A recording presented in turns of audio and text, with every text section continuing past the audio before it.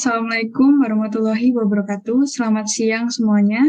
Perkenalkan, saya Arumja Nabila selaku host pada kesempatan kali ini. Yang terhormat kepada Bapak Faris Khoirul Anam, LC.MHI selaku dosen mata kuliah Pendidikan Agama Islam dan para narasumber. Sesuai yang diagendakan, siang hari ini kita akan melaksanakan podcast yang membahas tentang dua topik, yaitu feminisme dan disorientasi seksual yang sering dibicarakan dalam konteks perdebatan mengenai gender dan seksualitas.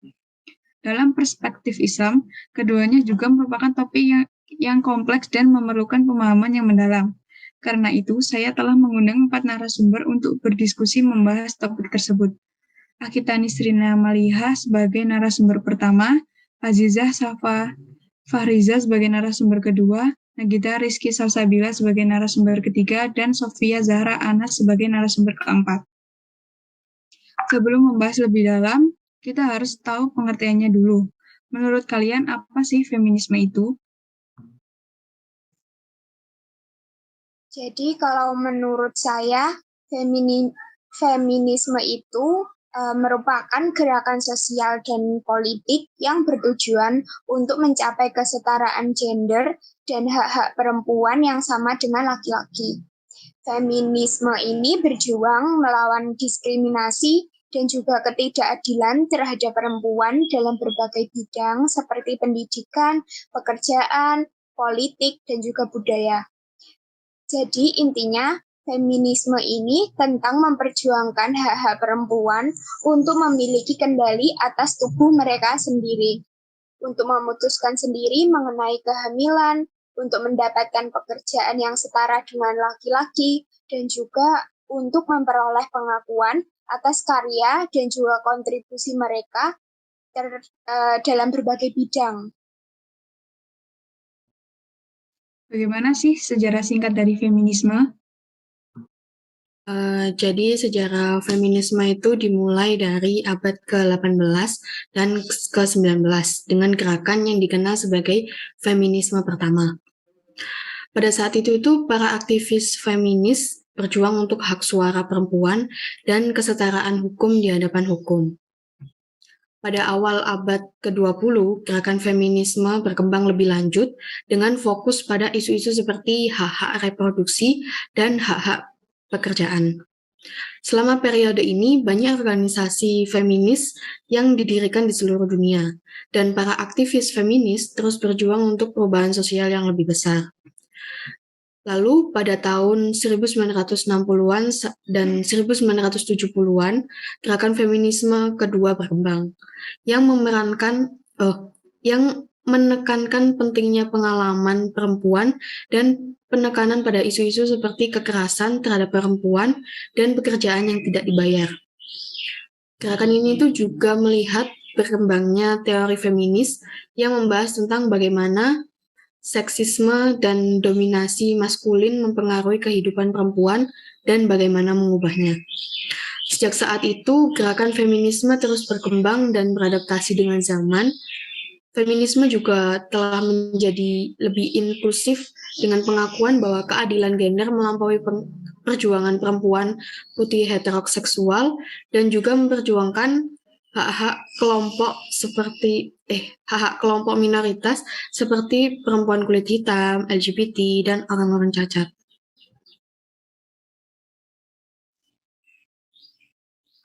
Bisa coba disebutin contoh gerakan dari feminisme? Beberapa contoh dari gerakan feminisme itu yang pertama ada hak suara. Gerakan feminisme pada awalnya itu berjuang untuk memberikan hak suara kepada perempuan. Setelah bertahun-tahun berjuang, hak suara akhirnya diberikan pada perempuan di banyak negara di dunia. Dan yang kedua ada kesetaraan dalam pekerjaan. Gerakan feminisme ini berjuang untuk memberikan kesetaraan dalam pekerjaan, termasuk upah yang sama untuk pekerjaan yang sama, kesempatan yang sama untuk promosi, dan perlindungan dari pelecehan seksual di tempat kerja. Dan yang ketiga ada dari pendidikan. Feminisme berjuang untuk memberikan kesempatan yang sama untuk pendidikan bagi perempuan serta menghilangkan diskriminasi terhadap perempuan di sekolah maupun universitas. Dan yang keempat ada kesehatan reproduksi. Gerakan feminisme memperjuangkan hak-hak perempuan atas tubuh mereka sendiri, termasuk hak untuk mengakses informasi tentang kesehatan reproduksi, kontrol kelahiran, dan hak untuk memutuskan apakah ingin melakukan aborsi. Dan yang kelima ada representasi politik. Gerakan feminisme berjuang untuk memberikan kesempatan yang sama bagi perempuan untuk terlibat dalam politik, termasuk menduduki jabatan politik, memilih dan dipilih menjadi pejabat publik. Tapi ini hanya beberapa contoh dari gerakan feminisme dan masih banyak isu lain yang terus diperjuangkan oleh gerakan ini agar bisa mencapai kesetaraan gender yang lebih besar di masyarakat. Dari sini kita tahu bagaimana konsep feminisme, contoh gerakan feminisme, dan apa saja hak-hak perempuan. Terus bagaimana sih pandangan Islam terhadap konsep feminisme dan gerakan feminis? Apakah pandangan ini mengizinkan atau menentang adanya kesetaraan gender? Menurut Islam sendiri secara keseluruhan, Islam ini tidak menentang kesetaraan gender, namun bagaimana kesetaraan gender ini diterapkan dalam praktiknya masih tergantung pada interpretasi dan pemahaman agama yang berbeda-beda. Oleh karena itu, perlu ada pemahaman yang tepat dan luas tentang ajaran Islam yang dapat membantu mengatasi praktek-praktek diskriminatif terhadap perempuan dan mempromosikan kesetaraan gender dalam masyarakat Muslim. Beberapa ulama Islam menyatakan dukungan terhadap gerakan feminis dan memperjuangkan kesetaraan gender dan hak-hak perempuan. Dan melihat gerakan ini sebagai sesuatu yang positif dan sesuai dengan ajaran Islam yang mendasarkan pada persamaan dan keadilan. Namun, ada juga ulama yang menentang gerakan feminis dan melihatnya sebagai ancaman terhadap nilai-nilai tradisional agama Islam. Kemudian, menurut kalian, apakah gerakan feminisme ini akan berdampak terhadap disorientasi seksual? Lalu bagaimana cara pandangan Islam dalam menangani disorientasi seksual tersebut? Gerakan feminisme itu kan memiliki banyak dampak pada isu-isu terkait dengan seksualitas, termasuk disorientasi seksual. Dalam konteks ini, gerakan feminis itu udah berjuang untuk menghapus stigma dan diskriminasi terhadap orang-orang yang mengalami disorientasi seksual dan mendukung hak mereka untuk hidup sesuai dengan identitas seksual mereka sendiri. Dalam pandangan Islam, disorientasi seksual itu udah dianggap sebagai perbuatan yang bertentangan dengan ajaran agama. Tapi, Islam itu juga menekankan kalau pentingnya menghormati hak asasi manusia dan tidak melakukan diskriminasi terhadap individu berdasarkan orientasi seksual mereka sendiri.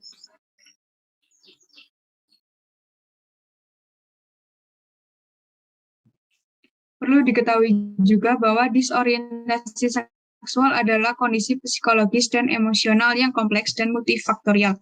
Sebenarnya apa saja faktor-faktor yang dapat mempengaruhi orientasi seksual seseorang?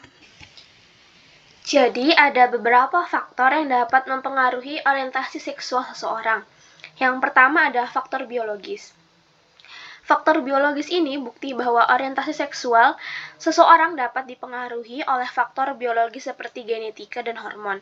Beberapa peneliti menunjukkan bahwa orientasi seksual mungkin terkait dengan faktor genetik, meskipun belum ada faktor genetik yang jelas terkait dengan orientasi seksual sendiri. Selain itu, peneliti juga menunjukkan bahwa keadaan hormon tertentu dapat mempengaruhi orientasi seksual seseorang. Yang kedua ada faktor psikologis. Ada beberapa teori yang menghubungkan faktor psikologis dengan orientasi seksual. Misalnya, teori berpendapat bahwa orientasi seksual mungkin terbentuk pada masa kanak-kanak sebagai akibat dari pengalaman psikologis tertentu seperti trauma atau kebingungan dalam identitas gender. Yang terakhir ada faktor lingkungan. Faktor lingkungan sendiri dapat mempengaruhi orientasi seksual seseorang. Beberapa peneliti menunjukkan bahwa lingkungan sosial dan budaya dapat mempengaruhi orientasi seksual seseorang, seperti pengaruh keluarga, teman, dan media sosial.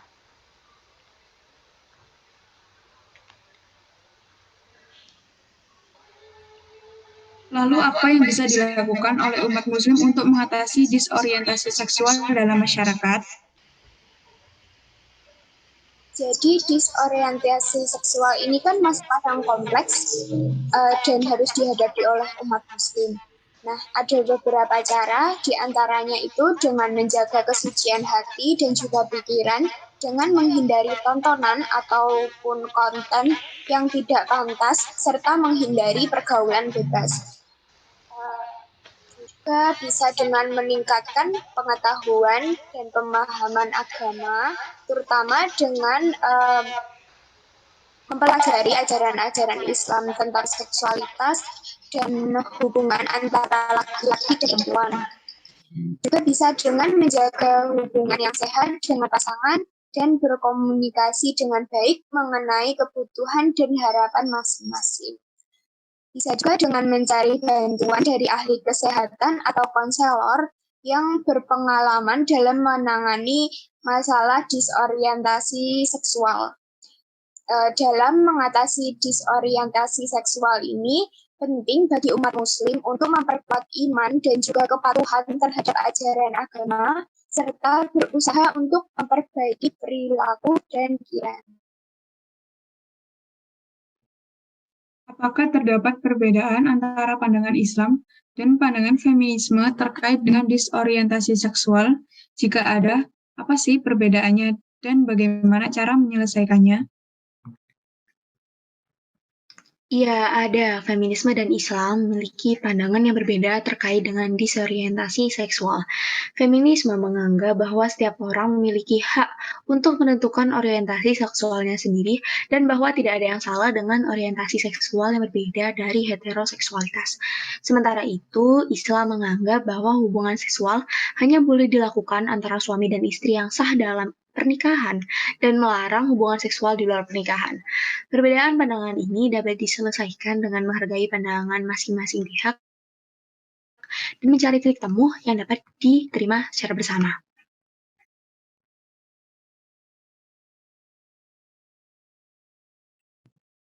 Apakah pesan yang ingin disampaikan oleh Islam terkait dengan kesetaraan gender dan penghormatan terhadap martabat manusia?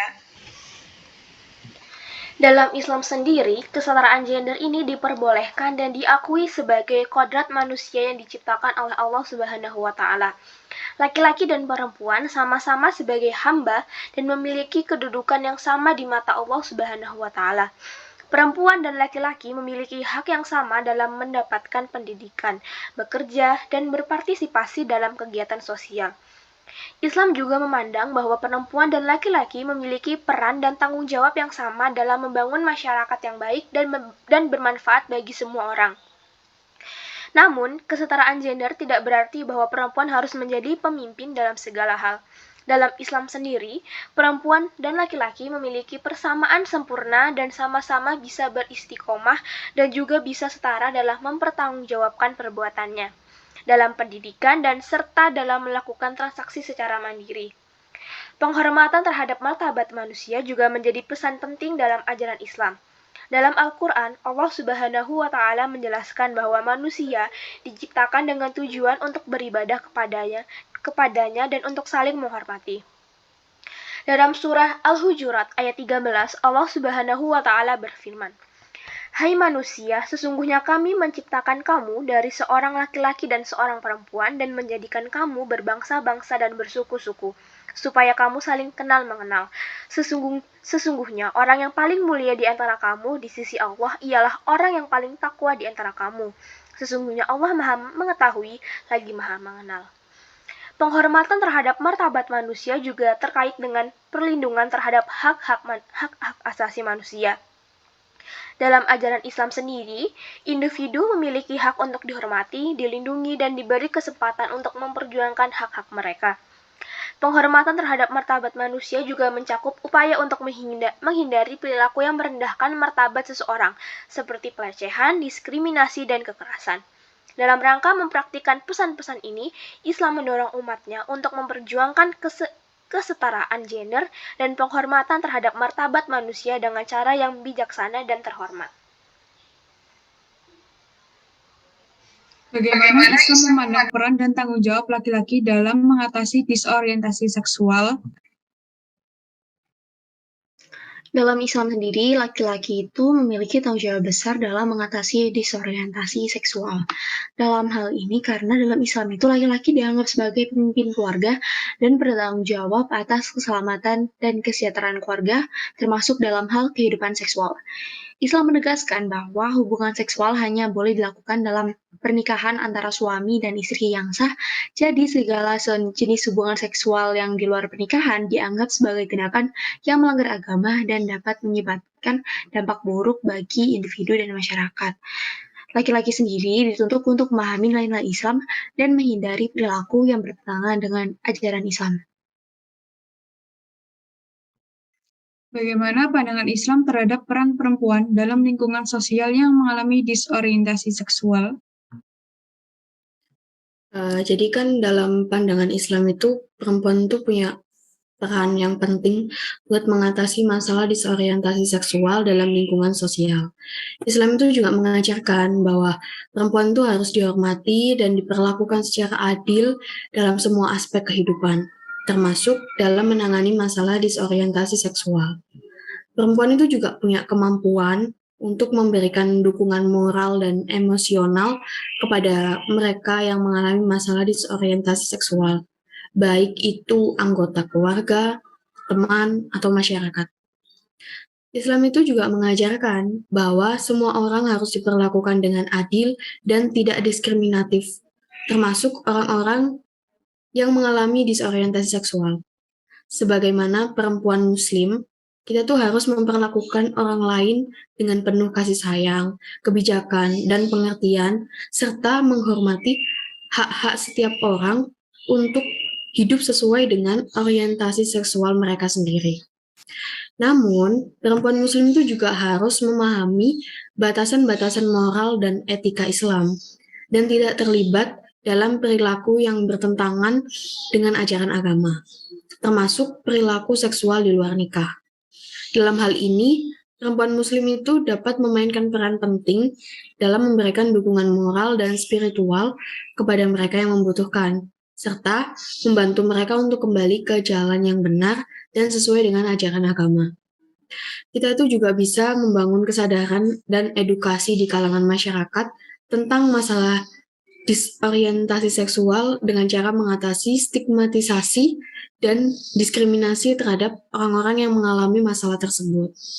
Hal ini tuh dilakukan supaya dapat membantu menciptakan lingkungan sosial yang aman dan mendukung bagi semua orang termasuk mereka yang mengalami masalah disorientasi seksual. Bagaimana Islam memandang pornografi dan industri seks? Bagaimana Islam mengatasi konsumsi dan penyebaran pornografi di masyarakat? Dalam Islam sendiri, pornografi dan industri seks ini dianggap sebagai perbuatan yang merusak moral dan mengancam keberlangsungan keluarga dan masyarakat. Pornografi dan industri seks dianggap sebagai perbuatan yang melanggar prinsip-prinsip ketaatan, kesetiaan, dan kesucian dalam hubungan seksual, serta mengganggu keseimbangan sosial dan moral. Islam juga telah mengajarkan agar manusia menghindari konsumsi pornografi dan industri seks, serta berusaha untuk menghentikan penyebarannya di masyarakat. Hal ini dapat dilakukan dengan memperkuat pemahaman dan kesadaran umat muslim mengenai dampak buruk dari pornografi dan industri seksual, serta memperkuat nilai-nilai kekeluargaan dan kesetiaan dalam hubungan seksual.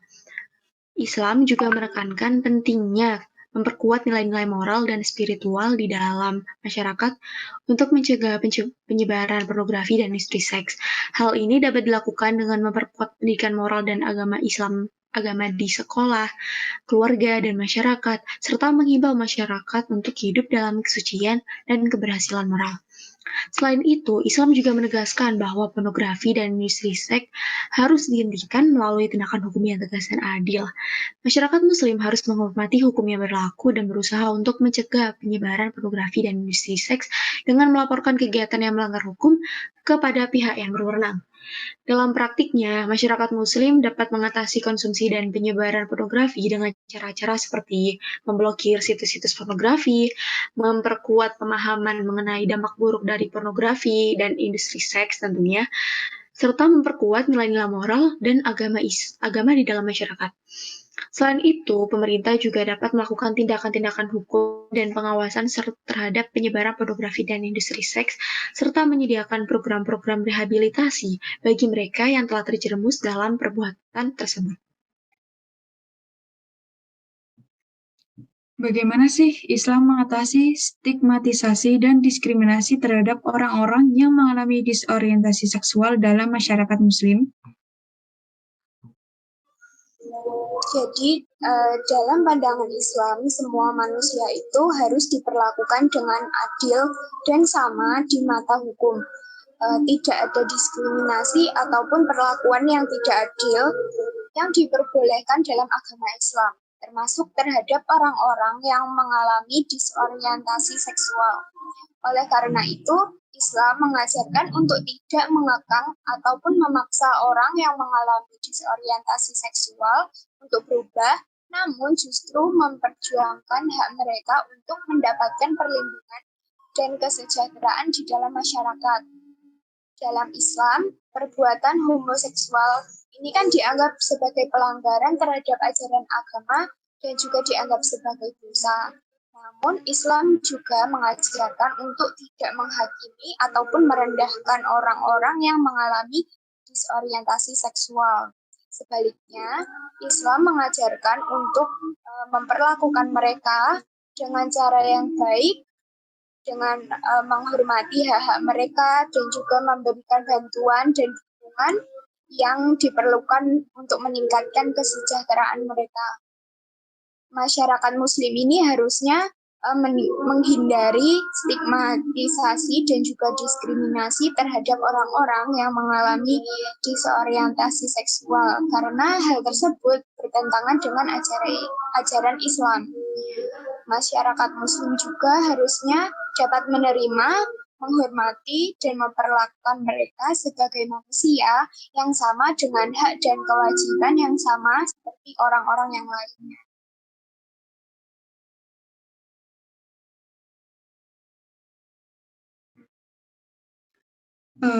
Setelah kita tahu pandangan Islam terhadap perempuan dan cara mengatasi stigma tersebut, menurut kalian bagaimana Islam memandang pentingnya pendidikan seksual dan bagaimana pendidikan seksual harus disampaikan agar sesuai dengan nilai-nilai Islam? Islam sendiri memandang pendidikan seksual sebagai hal yang penting dalam kehidupan seseorang.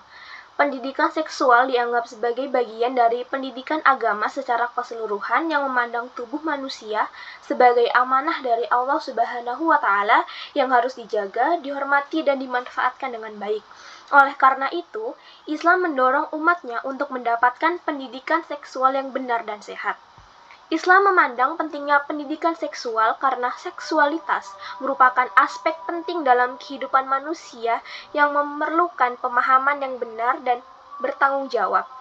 Pendidikan seksual sendiri dalam Islam tidak hanya menekankan pada aspek biologis atau teknis tentang seksualitas, tetapi juga pada aspek moral dan spiritual yang terkait dengan seksualitas. Islam memandang seksualitas sebagai anugerah Allah Subhanahu wa Ta'ala yang harus dijaga dan dimanfaatkan dengan sebaik-baiknya dalam batas-batas yang ditentukan oleh syariat.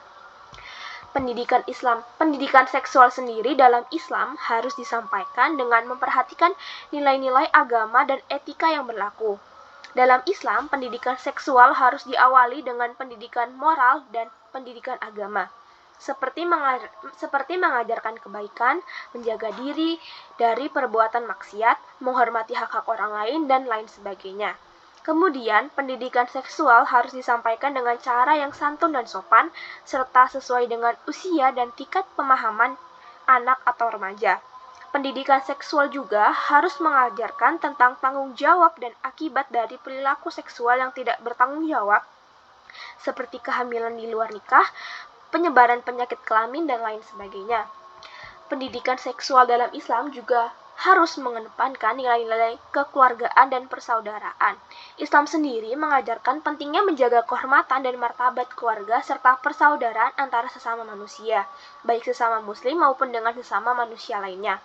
Oleh karena itu, pendidikan seksual dalam Islam juga harus mengajarkan tentang pentingnya menjaga hubungan sosial yang baik dan menghormati orang-orang lain serta menghargai perbedaan gender dan peran masing-masing dalam keluarga. Selanjutnya, dalam menjalankan pendidikan seksual, Islam juga menekankan pentingnya peran orang tua dan guru dalam memberikan arahan dan bimbingan kepada anak-anak dan remaja. Orang tua dan guru harus memberikan pemahaman dan penjelasan yang benar dan tepat tentang seksualitas, serta memberikan contoh perilaku yang baik dalam kehidupan sehari-hari. Pendidikan seksual dalam Islam juga harus disampaikan dengan cara yang tidak melanggar norma-norma sosial dan agama yang berlaku, sehingga dapat membangun kepercayaan dan rasa aman pada anak-anak dan remaja. Dari pemaparan tersebut, menurut kalian apa yang dapat dilakukan jika seseorang merasa cemas atau depresi karena mengalami disorientasi seksual?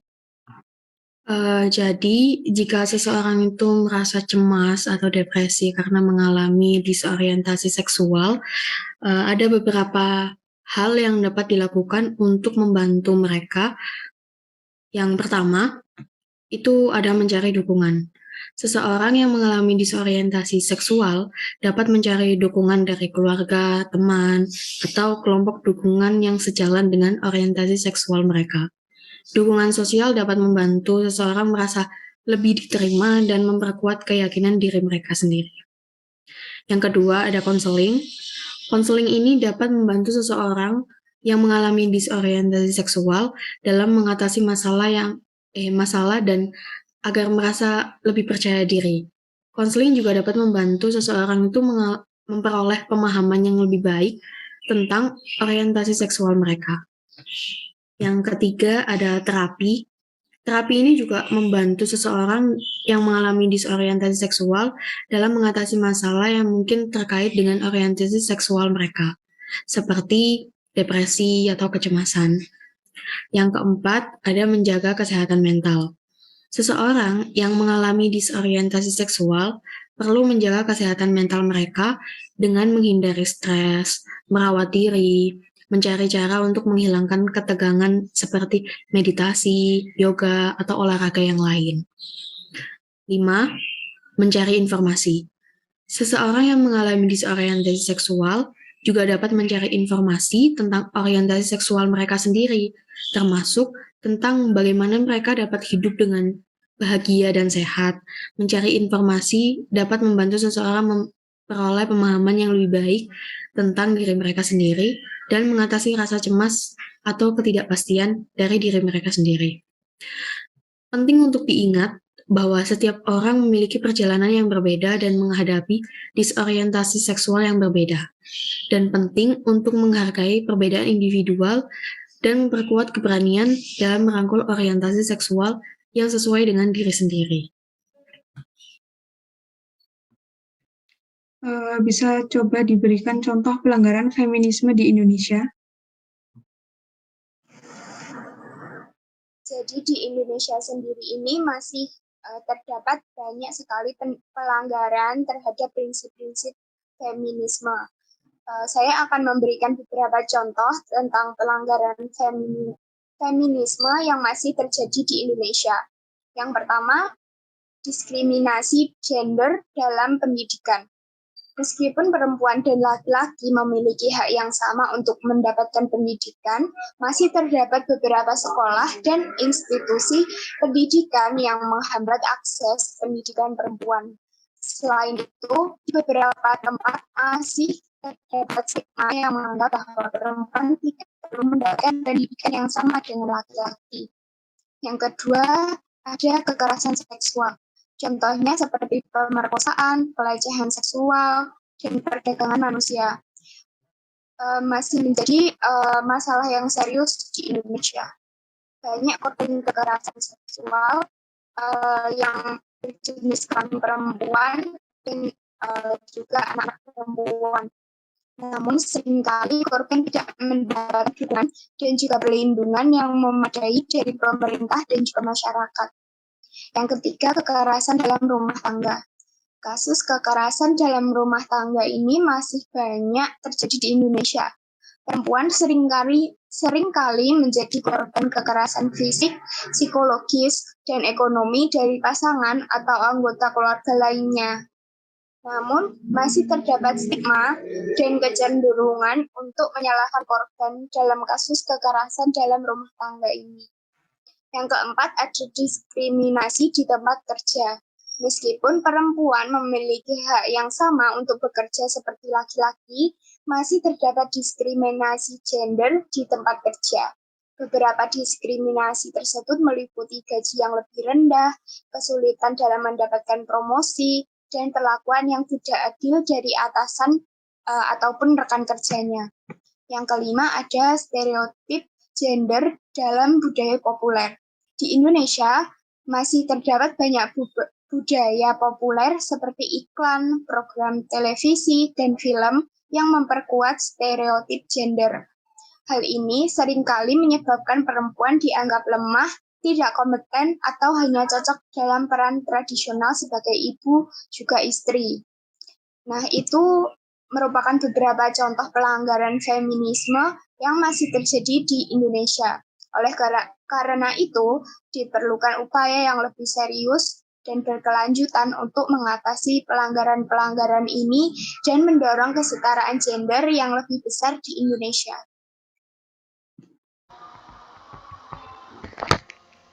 Banyak sekali ilmu yang bisa didapat pada podcast kali ini.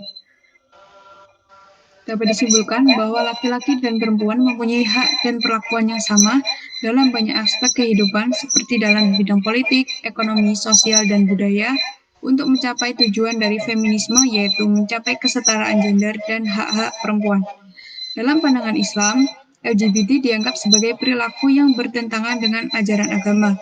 Larangan homoseksual dan lesbian bukan hanya karena merusak kemuliaan dan martabat kemanusiaan, tetapi resikonya jauh lebih besar karena dapat menimbulkan penyakit kanker kelamin, HIV/AIDS, sifilis, dan lain-lain. Allah juga sangat memurkai tingkah laku laki-laki yang mempunyai sifat seperti perempuan dan juga sebaliknya. Namun sebagaimana dijelaskan dalam Al-Quran, semua manusia dilahirkan dengan kecenderungan untuk melakukan dosa, dan tugas manusia adalah untuk berusaha menghindari dan mengatasi dosa-dosanya nanti. Oleh karena itu, bagi umat Islam, untuk mengatasi feminisme dan disorientasi seksual LGBT, pendekatan yang paling efektif adalah dengan mempromosikan nilai-nilai yang sejalan dengan ajaran agama, seperti persaudaraan, toleransi dengan memahami dan menghormati keberadaan manusia yang berbeda-beda, dan mengajarkan nilai-nilai Islam yang mempromosikan kasih sayang, kesetaraan, dan keadilan, menghargai perbedaan yang ada dengan saling berdialog dan membangun pemahaman yang baik, serta mengedukasi diri dan orang lain tentang isu-isu yang berkaitan dengan hak-hak perempuan dan LGBT agar masyarakat bisa lebih memahami keberadaan manusia yang berbeda-beda tanpa mencoba mengubah mereka. Sekian podcast dari kami, semoga ilmu yang didapat menjadi berkah. Saya akhiri, wassalamualaikum warahmatullahi wabarakatuh.